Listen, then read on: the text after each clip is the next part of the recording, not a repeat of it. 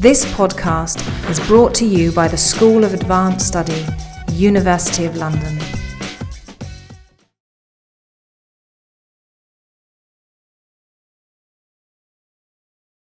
Very warm welcome to everybody, and it's my greatest pleasure and privilege to introduce Professor Sherry Simon tonight, who is, of course, a professor of French at the Department of French Studies at Concordia University in Montreal, and a very fierce and dynamic cyclist as well, who sort of traverses the streets of Montreal. You have to be careful not to fall in her path. It will be describing Sherry's publications, which would be a really long list, so I'll just mention a few works. Her work has most recently focused on the cultural histories of cities of cities that are linguistically and culturally divided. Her work on cities in translation came out in 2012, and that was preceded by a work on translating Montreal in 2006. And she's worked, of course, on previous publications on translation and gender. Gender in Translation came out by Routledge in 1996.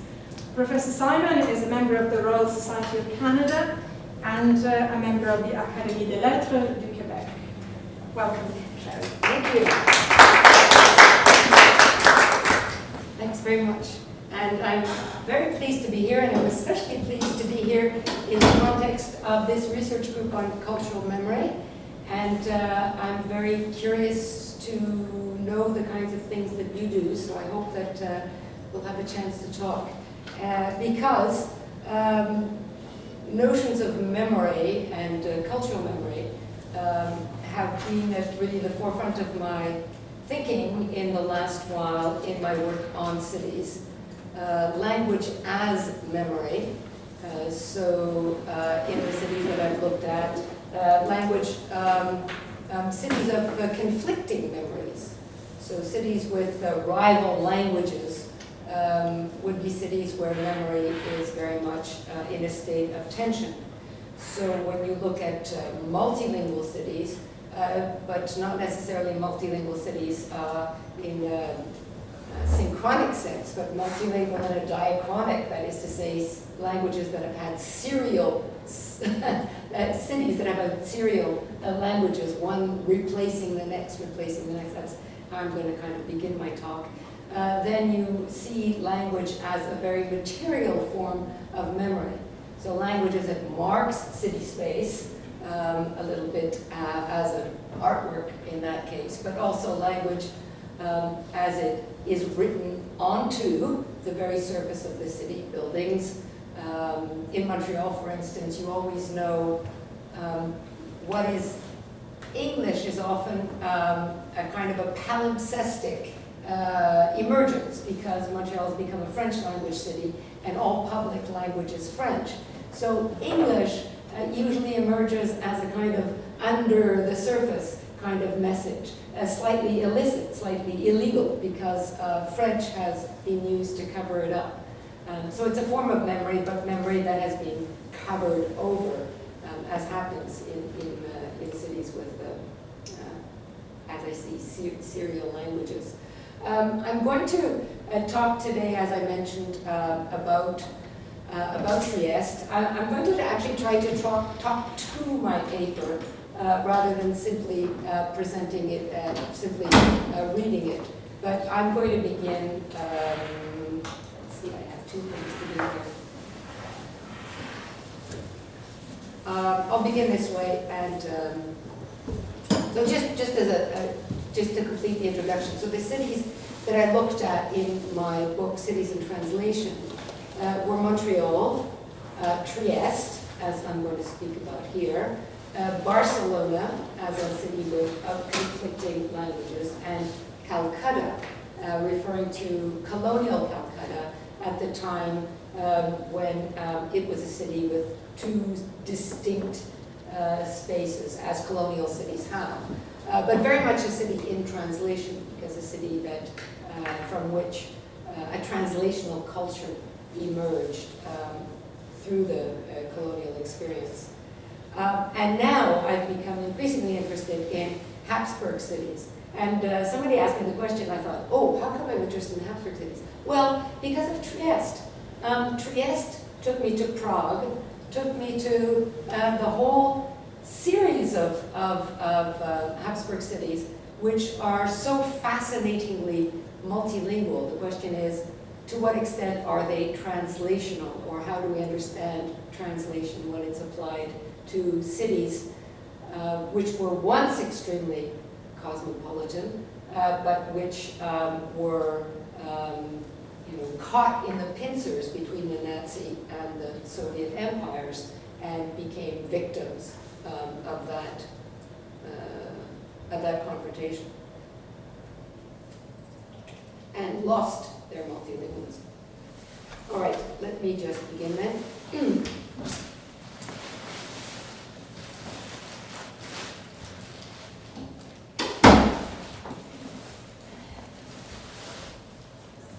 So, examining photographs taken in the 1930s in the city of Chernovitz, and that is one of the cities I've become particularly interested in, Chernovitz, which is the easternmost city of the Habsburg Empire. So, it's now in western Ukraine. It's now on the very edge of western Ukraine, but for a very long time, it was the easternmost city of the Habsburg Empire. And what was significant about Chernovitz is that it was very much a German language city, that German was the major, as opposed to its neighbors, Lviv or Lemberg, or I can't think of the others, Kiev, which were Polish, Russian language cities. Chernovitz, which was not that far away, was a German language city. Examining photographs taken in the 1930s in the city of Chernovitz, Marian Hirsch and Leo Spitzer tried to imagine which language the men and women are speaking as they stride confidently down the main street. Would it have been Romanian, the language of the nation which took over the city in 1918, or German, the language of the former Habsburg rulers, or Yiddish, the language spoken by many of the city's Jewish population, or Polish, the language of another significant minority. The city was renowned for its exuberant mixture of languages. Even the tourist brochures, there's more photos, or cartoons, made note of it. In 1908, in his opening remarks to the landmark conference held in Chernovitz on the future of Yiddish, the Yiddish language writer Yitzhak Peretz praised the place where we stroll in the evening streets, and from different windows, the tones of different languages waft out, all different kinds of folk music. So this would have been an image of Peretz's speech. Yet by the time the authors accompanied their parents in 1998 on a first return visit to the city since the Second World War, they heard only one language, Ukrainian. The linguistic hodgepodge of store signs, shop names, placards, and advertising billboards was gone, and the Café de l'Europe and the Café Habsburg had become spectral presences in a city where informal trade and barter among Ukrainians were the most prevalent forms of commerce. Although the built environment of the city remained largely the same, the meaning and function of these urban spaces had been transformed. The links that identified street names and street patterns as replicas of Viennese originals had been severed. The main street, once called the Herrengasse, became the Strada Iancu Flondor during the Romanian regime. After the Second World War, was renamed for the Ukrainian writer Olha Kubilianska. The fact that returning visitors like Marian Hirsch's parents continued to refer to the city's street names in German underlined the fact that the city for them remained a mental construct experienced and interpreted through language. One city with three names, three different versions of a city. Each Chernovitz is a variation on a theme. The multicultural Habsburg city, the interwar Romanian city called Cernauti, which was the birthplace of Paul Celan, Aaron Appelfeld, Rose Ausländer, the post-war Ukrainian city called Chernovitz, that's what it's called today. Advancing through states of translation, the city has become a reproduction of itself, a replica both the same and different. Statues were replaced, the statue of Schiller gone, Kobylianska in his place. Buildings were repurposed, the synagogue was turned into a movie theater, and additional narratives layered over previous strata of urban memory. So Czernowitz is one example of what I call a translational city, where as a result of violent conflict, the soundscape is altered. The city is a movie that has been given a new soundtrack. The dubbed version comes with a disconnect between visuals and sound, and it takes time for the familiar synchronicity to be restored. Perhaps cities that have experienced such language remakes are condemned to a perpetual state of dissonance, the harmony of the original forever lost. Violent takeover is one way in which cities come to experience language dissonance, but the forces that create the translational city, which is a space, this is how I would define the translational city, a space of heightened language awareness, of forced substitutions or accelerated exchanges. These forces are multiform. The first decades of the 20th century, as multilingual imperial cities were reborn as national cities, were particularly prolific in creating such urban translational relations. In what follows, I will wander the globe somewhat, from Czernowitz to Salonika, briefly, and then on to Trieste, a city suffused with a Middle European sensibility, experienced in 1918 as an intensely desired return to Italy. I'll get to that. But just as another example, this is the reference to cities, the book on Czernowitz. And that is, sorry, I keep on this. Here's where Czernowitz is now. So now just briefly to Thessaloniki. So after Czernowitz, which was the most easterly outpost of the Austro-Hungarian Empire, consider a city at the edge of the Ottoman Empire. Salonika was an Ottoman city until it became Thessaloniki in 1912 as a result of the First Balkan War. The social and political disruptions of these wars resulted in a transformation of the city's population. So this is a city that had been 1/3 Greek in 1912, and by 1928 was an entirely Greek city. So it was hardly a Greek city at all in 1912. Thessaloniki's emancipation from the Ottoman Empire, its new Greek identity, were consolidated by the population transfers during the Balkan Wars, which began,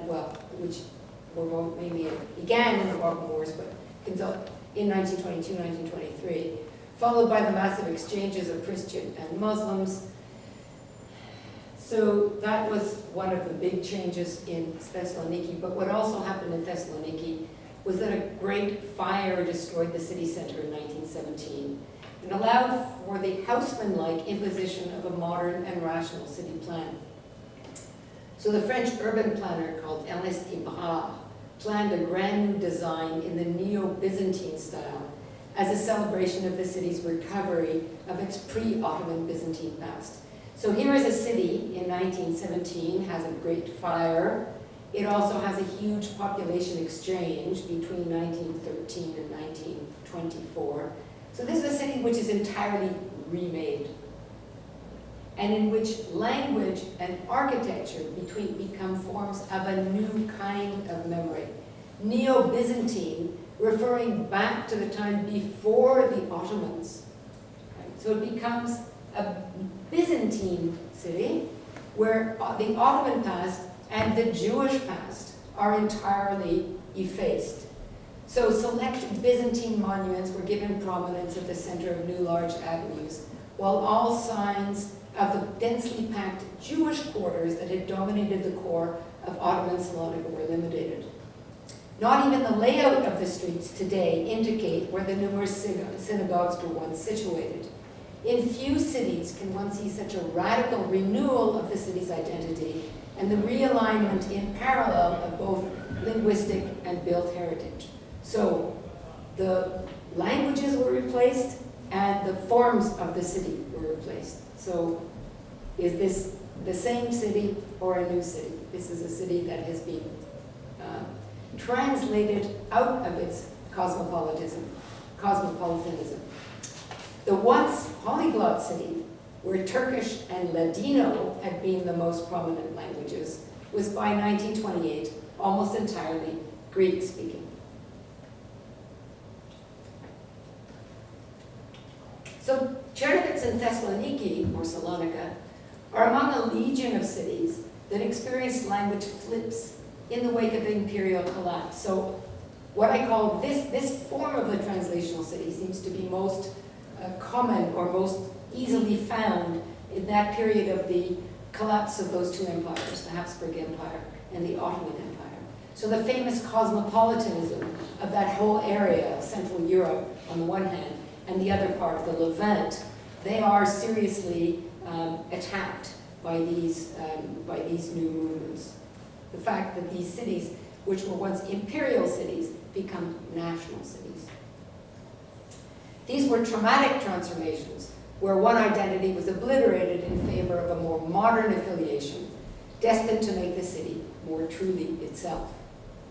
So these language takeovers are the result of conflict, one power imposing its linguistic regime over newly conquered territory.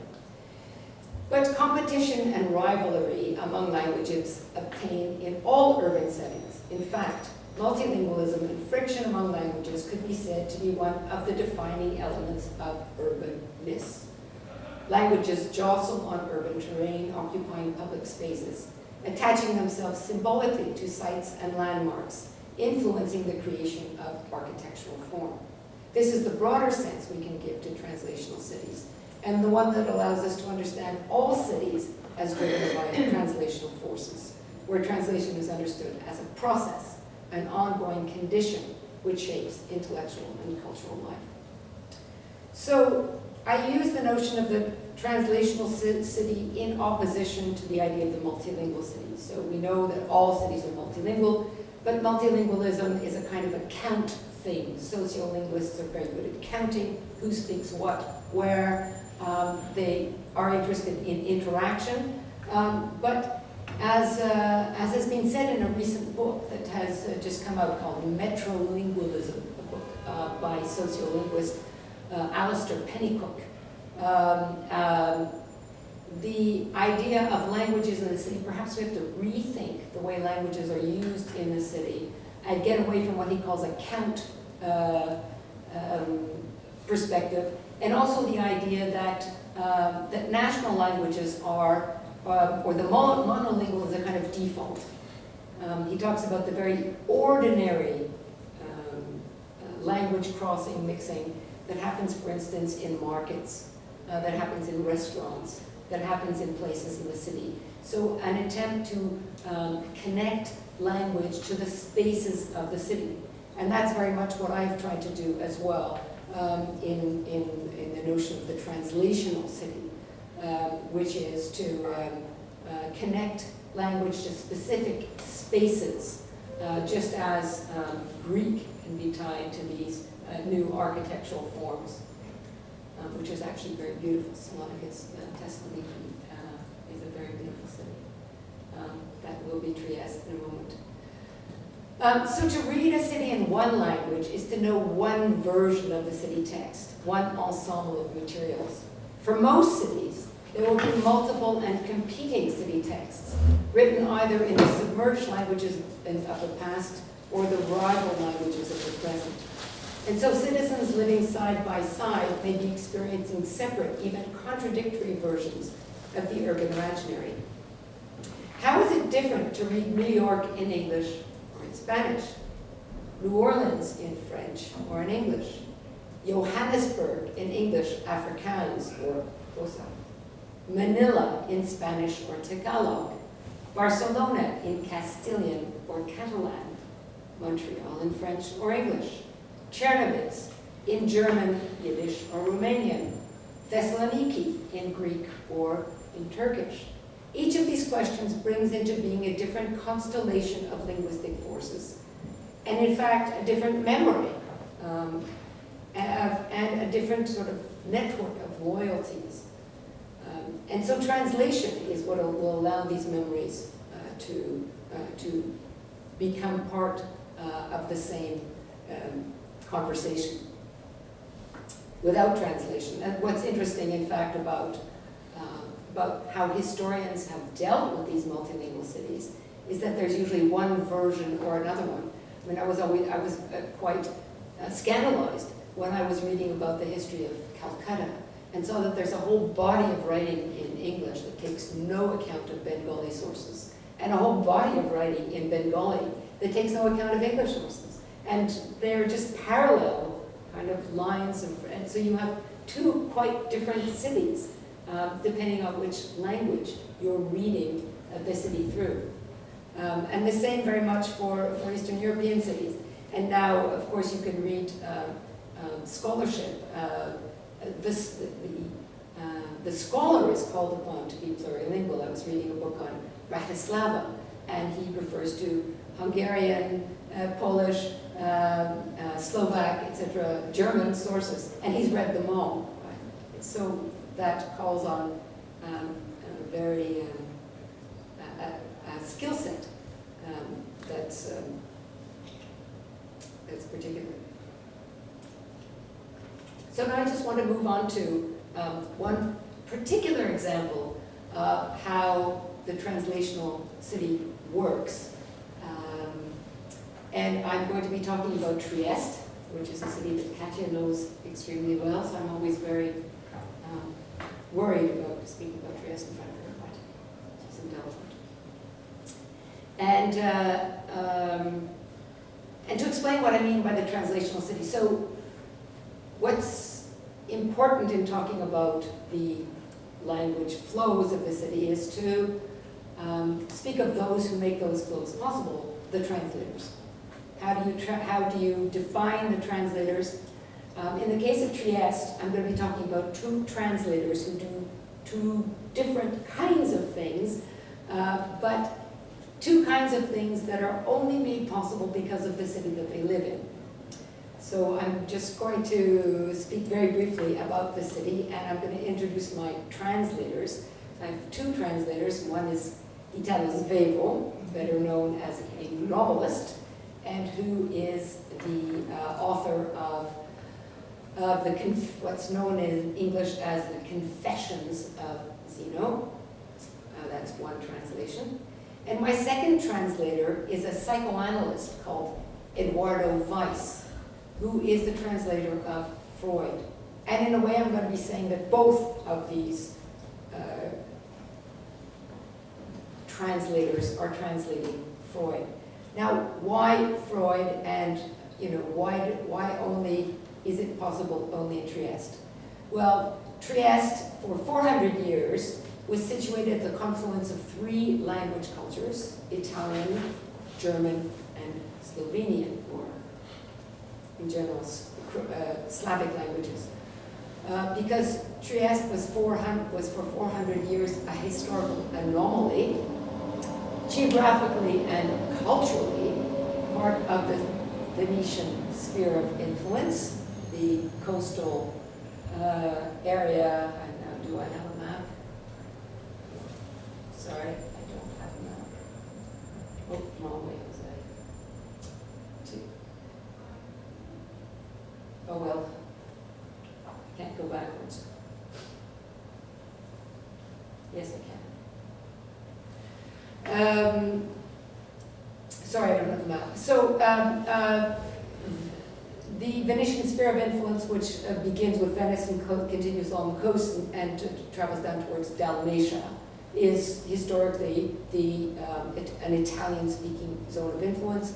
But Trieste was for 400 years part of the Austro-Hungarian Empire.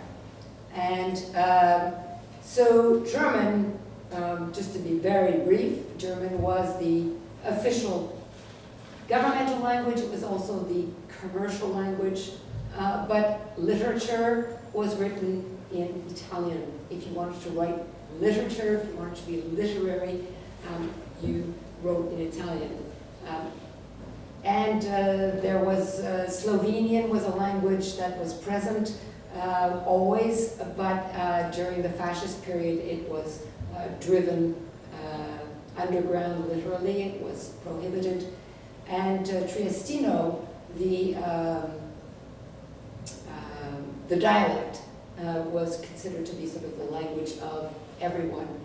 And you may remember that James Joyce spent a number of very fruitful years in Trieste and was fascinated by this language mixture. And it is said that he was also fascinated by the vernacular Triestino, and that that Finnegan's Wake is in a certain way an exploded version of Triestino. So Trieste was a gateway for the entry of German ideas and cultural forms into Italy.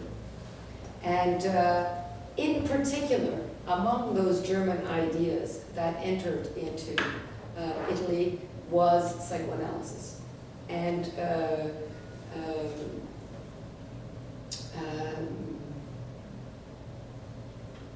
Italo Svevo, who is the novelist, was fascinated by psychoanalysis, and it is his novel, The Confessions of Zeno, was the first novel in European culture to use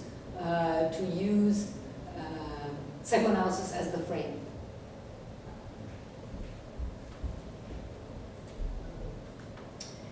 Eduardo Weiss was a psychoanalyst who studied with Freud. He studied in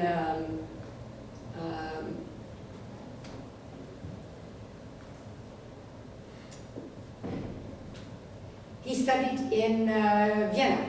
He studied medicine, and then he turned to psychoanalysis. So now I'll just talk a little bit about Eduardo Weiss. So Eduardo Weiss was analyzed by Freud and maintained his close relationship with Freud through visits and letters, even when he had returned to Trieste after serving in World War I on the Austrian side. In 1919, he offered to translate Freud's writings, and Freud enthusiastically agreed. As the first translator of Freud into Italian, and as a faithful and loyal lieutenant in the struggle to establish psychoanalysis across Europe, Weiss took his task seriously and was aware of the importance of establishing an adequate and durable terminology. Translation was from the start a key to propagating the doctrines of psychoanalysis, but also of ensuring their integration into new language communities and determining the nature of the institutions which would oversee the continued life of psychoanalytic interpretation and practice. So we know that the orientations of later translations, in particular those by James Strachey into English, are notoriously controversial in their desire to validate psychoanalysis by the massive use of pseudo-scientific language, in particular medical and Latinate terms. In 1919, the enterprise was still new, and Weiss didn't have any models to follow, so he simply soldiered along on his own.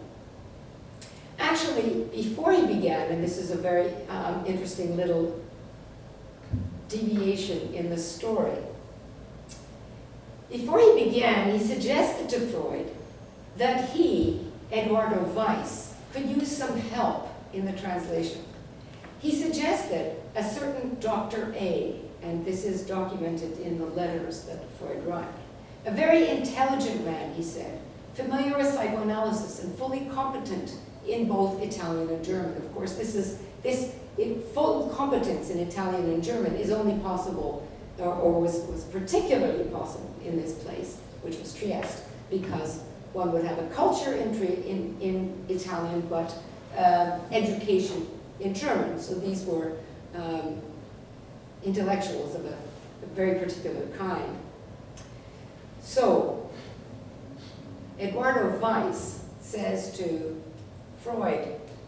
like me to have some help in this translation? Because I know this very brilliant Dr. A, and he could help out.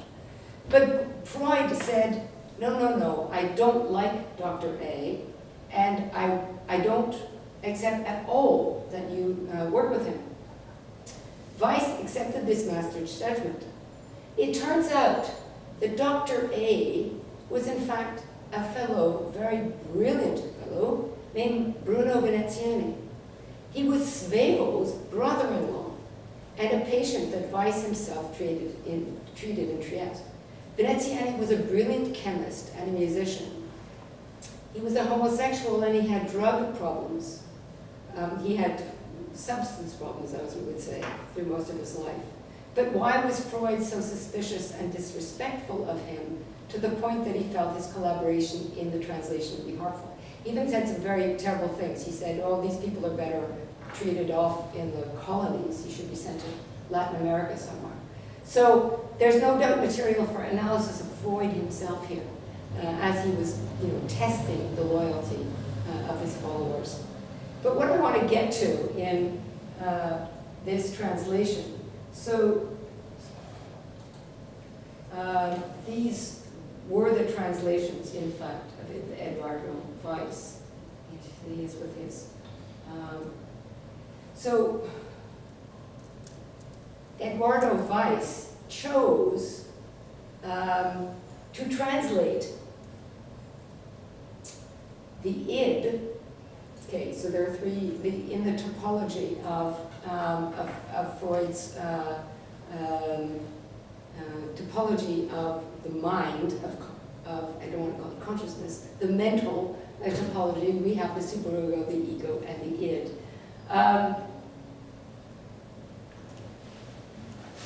Eduardo Weiss chooses to keep the id in German. And that is the terminology in Italian, as far as I know, until today. So in this triple structure of the Freudian topography, Ich, über Ich, and Es, to be bizarrely translated into English as ego, superego, and id, the S seems to correspond for Weiss to a power similar to that of the author of a dream. How to name, asks Weiss, the author of a dream? Who dreams? To say, I have dreamt, does not correspond to reality. The formulation should be rather something like, mi venne fatto a sognare, a dream has come to me. While these formulations are passive in English as in Italian, the passive meaning is retained in German through the use of the grammatical subject, es träumt mir. So that's why he decides to keep this S. So what I'm quite simply saying is that had it not been for the fact that Bruno Weiss was a Triestino, we would not have had this S, which he here explains in a note to his con questa parola tedesca, with this German word. I'm pointing to the origins of the instincts. Right? So it's rather significant that he decides in this one instance to keep, and it's the only one he does keep, and it is the id.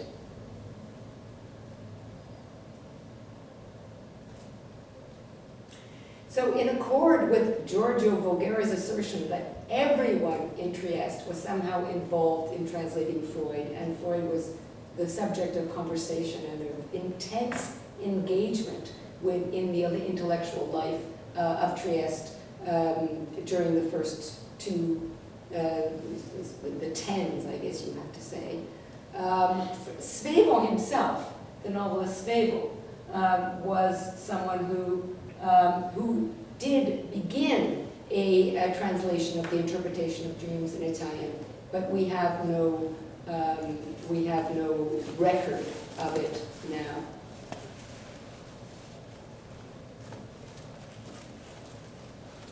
So Svevo was also very intensely aware of speaking not as a native speaker of anything. Svevo, the great novelist, was someone who had an education only in German. but he became an Italian novelist.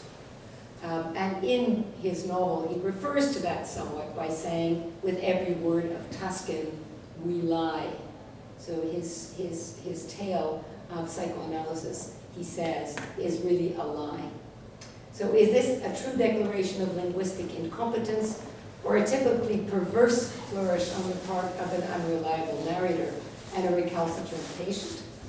Svevo, indeed, had troubles with Tuscan, not only because of Triestino, because he had received his education only in German, and had taught himself literary Italian. Svevo's defiance of the doctor, saying that everything he's written is a lie.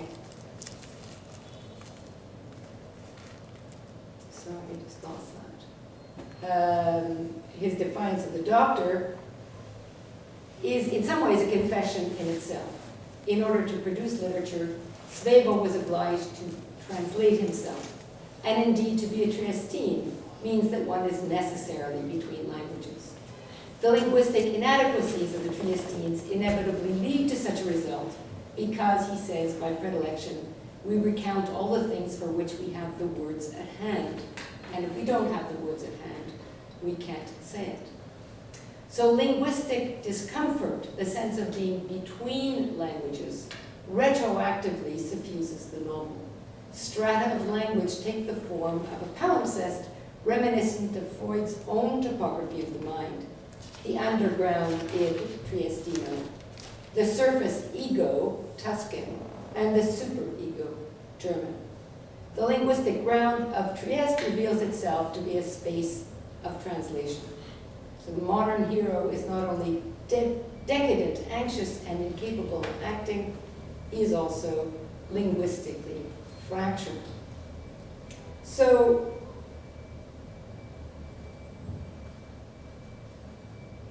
the space of Trieste as a cultural space is shown to be very much a space of transit, of translation.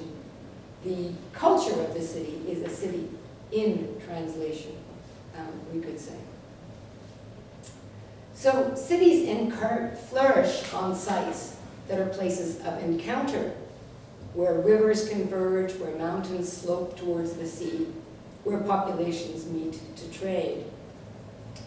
But the original tensions of some sites never dissolve entirely. Incontri can easily turn into scontri, as Italian neatly suggests. And in fact, the history of Trieste, to show the history of psychoanalysis and to show the cultural productivity of translation is not to deny the kinds of violence which were also enacted when Trieste itself became a city with the stamping out of languages. And in some of Svevo's other cities, some of Svevo's other stories, you can see how the violence of the moment when the Austrians were booted out of the city and the language was forcibly expelled. The great essayist of Trieste, Claudio Magris, refers to, while he was instrumental in reviving the German cultural substratum, which was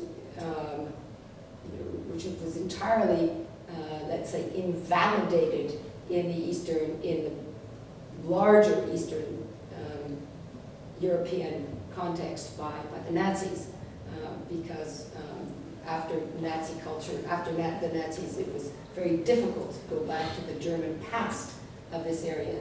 But the cultural historian can look for these traces and these memories, and he speaks of finding libraries of these Austrian intellectuals, finding the German language libraries, and remaking contact with the German language and its very productive history in the outlying cities of the empire. So this incontri and scontri is very much what the translational city is all about. I began with Chernovitz, with Thessaloniki, which are very much the stories of skontri, of tension, of violence, of this serial building of one language over the other. But behind these histories, you'll find something quite different. Just as in Chernovitz, you'll find the translational work of Celan, for instance, which is very much based on the multilingual history of his city, even though this is very much a history of violence at of the Second World War. So from Chernovitz and Thessaloniki to Trieste, cities show themselves to be traversed by fracture lines and translational forces. While these language transfers can work towards repression and silencing, the sponging out and replacement of one urban reality by another, as in the violent suppression of national regimes, as in the case of forced transposition of ideas. Translational axes are more often the routes along which cities express their plural identities. And that I can say about Montreal as well, even though Montreal did not experience the violence of one regime. It was a much, just as in Barcelona, we haven't had that same the same experience of violence. The divisions allow for new connections. So because there were once divisions, because there were these competing regimes, connections are possible. Indeed, one could say that the translational dynamics are at the core of all urban citizenship. So in the eras of diasporas and globalization, it is translation that tells which languages count. So this is, again, we use the word count in two different ways, but this is in contrast to the idea of the multilingual city. Translation, so where, the multilingual cities, so there's Mongolian, there's that, there's Ethiopian languages, you look at a map of New York City, there's 500 languages. But that doesn't tell you which languages count. It doesn't tell you which languages connect with the languages that count. So it's translation which can generate the relationships at the base of a common urban citizenship. It's not the simple presence of languages that matter, but the ways in which languages converge within public space to create a common space of conversation and debate. This means that the city requires forms of connection which will multiply points of contact among languages. Enrich languages with previously alien dreams and myths, put memories into circulation. And I conclude, translation is then more than the recognition of difference. It's a process that contributes to the definition of civic space. Thank you.